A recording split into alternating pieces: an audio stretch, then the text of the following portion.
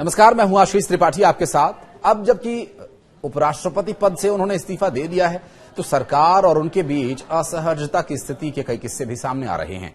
इनमें उनकी ओर से अप्रैल में भारत आए अमेरिकी उपराष्ट्रपति जेडी वेंस से बैठक कराने की जिद और किसानों के मुद्दे पर सार्वजनिक मंच पर कृषि मंत्री शिवराज सिंह चौहान को सुनाई गई खरी खरी जैसी घटनाओं का जिक्र किया जा रहा है। राष्ट्रपति भवन के सूत्रों के मुताबिक सोमवार को धनखड़ करीब 8:30 बजे अचानक राष्ट्रपति भवन पहुंच गए और उन्होंने राष्ट्रपति से मिलने का समय नहीं लिया था और उनके अचानक वहां पहुंच जाने से अफरा तफरी का सा माहौल था। अधिकारियों ने तत्काल इसकी सूचना राष्ट्रपति को दी और उन्हें ऐसे में राष्ट्रपति से मिलने के लिए करीब आधे घंटे तक इंतजार भी करना पड़ा। अब इस मुलाकात में धनखड़ ने तत्काल राष्ट्रपति को अपना इस्तीफा सौंपा और जब तक कुछ वो समझ पाता, जानकारी सोशल मीडिया पर सार्वजनिक हो गई। सरकार और धनखड़ के बीच असहजता की स्थिति की शुरुआत बीते साल दिसंबर महीने में तब हुई जब उन्होंने सार्वजनिक मंच पर किसान आंदोलन पर सरकार की नीति का विरोध किया था। कृषि मंत्री शिवराज सिंह चौहान की उपस्थिति में उन्होंने केंद्र सरकार को निशाने पर लिया था और तब उन्होंने कहा था कि कृषि मंत्री जी, आपका एक एक पल भारी है। मुझे बताइए कि क्या सरकार ने किसानों से कोई वादा किया था?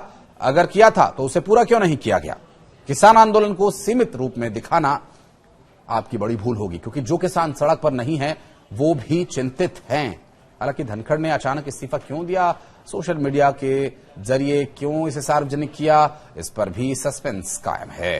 मंगलवार को उनके करीबी सूत्रों ने कहा कि उन्होंने स्वास्थ्य कारणों से इसका इस्तीफा दिया। चूंकि इस्तीफे के बाद कयासों का दौर शुरू हो गया।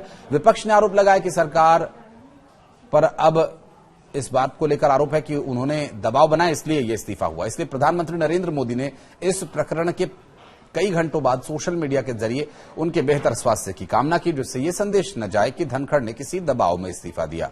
सूत्रों के मुताबिक अब कार्यवाहक सभापति हरिवंश राज्यसभा में महाभियोग के नोटिस पर फैसला लेंगे। क्योंकि लोकसभा में सभी पक्षों के 152 सांसदों ने इसे आशय का नोटिस दिया है और ऐसे में सरकार सदन में महाभियोग की प्रक्रिया को आगे बढ़ा सकती है। हालांकि अब विपक्ष क्या रुख रखेगा अपना और क्या वो रखता है, इस पर अपना पक्ष ये देखने का विषय होगा और ये भी देखना दिलचस्प होगा। अगर प्रक्रिया राज्यसभा में शुरू हुई तो इस मामले का सारा श्रेय विपक्ष ले लेगा और अगला उपराष्ट्रपति कैसे, कितने समय के लिए चुना जाएगा, ये भी एक अहम सवाल है जिसका अब आपको जवाब देने की कोशिश करेंगे। कौन कौन उम्मीदवारी कर सकता है, इस तरह के तमाम सवाल हैं जिनके जवाब जानने की कोशिश करते हैं। तो आइए बताते हैं आपको कि क्या प्रोसेस है इसका। दरअसल संविधान में कार्यवाहक उपराष्ट्रपति का प्रावधान नहीं है।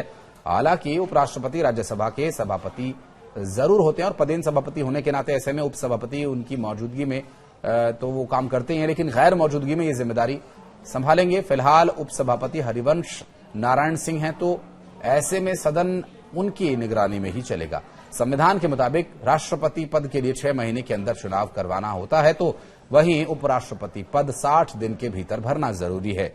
यहां यह जान लेना भी जरूरी है कि अगर उपराष्ट्रपति अपना कार्यकाल पूरा कर लेते हैं, ऐसे समय में 60 दिन की डेडलाइन है और अगर बीच में ही इस्तीफा दिया जाता है तो उसकी कोई समय सीमा तय नहीं है। चुनाव की घोषणा चुनाव आयोग करता है। यह चुनाव राष्ट्रपति और उपराष्ट्रपति चुनाव अधिनियम 1952 के तहत आयोजित किया जाता है। परंपरा के मुताबिक संसद के किसी भी सदन के महासचिव को बारी बारी से निर्वाचन अधिकारी नियुक्त किया जाता है। हालांकि अब उन नामों की चर्चा करते हैं जो इस दौड़ में आगे चल रहे हैं। मनोज सिन्हा जो फिलहाल जम्मू कश्मीर के उपराज्यपाल हैं, इनका भी नाम चर्चा में है। रामनाथ ठाकुर जो कि कर्पूरी ठाकुर के पुत्र हैं, वर्तमान सरकार में मंत्री हैं, इनके नाम को लेकर कयास तो लगाए जा रहे थे, लेकिन बीजेपी के सूत्रों से पता यह चला है कि इनके नाम पर तो चर्चा भी नहीं होगी। भारत रत्न जननायक कर्पूरी ठाकुर के बेटे हैं और इसके अलावा कुछ और जो नाम हैं, जिसमें एक बड़ी और खबर वो भी आई, वो भी आपको बताएंगे। लेकिन रामनाथ ठाकुर जो कि राज्यसभा के सांसद भी हैं बीजेपी की तरफ से, और बिहार से एक नाम और भी चर्चा में है, लेकिन अब उसके इस बड़ी खबर के आने के बाद कयास खत्म होते समझे जा रहे हैं। राजनाथ सिंह जो कि देश के रक्षा मंत्री है, घनश्याम तिवारी, अर्जुन राम मेघवाल, वसुंधरा राजे, हरिवंश नारायण सिंह, गुलाब चंद कटारिया, और इस बीच एक बड़ी खबर वो ये आ रही है कि अगला उपराष्ट्रपति भी बीजेपी से ही होगा और इसके लिए एनडीए के सभी दल एकजुट है। प्रधानमंत्री नरेंद्र मोदी के वापस लौटने के लिए इंतजार हो रहा है और इसके बाद इस पर चर्चा होगी और उम्मीदवार का नाम घोषित हो सकता है। रामनाथ ठाकुर पर अटकलें बेबुनियाद कही जा रही हैं, सूत्रों के हवाले से आ रही खबर। इससे पहले ये नाम चर्चा में चल रहे थे, कुछ और नाम चर्चा में में थे जो कि बीजेपी से नहीं थे, लेकिन अब जो सूत्रों के हवाले से जानकारी मिल रही वो ये कि अगला उपराष्ट्रपति भी बीजेपी से ही होगा। और अब देखना यह होगा कि अगला उपराष्ट्रपति कौन होता है।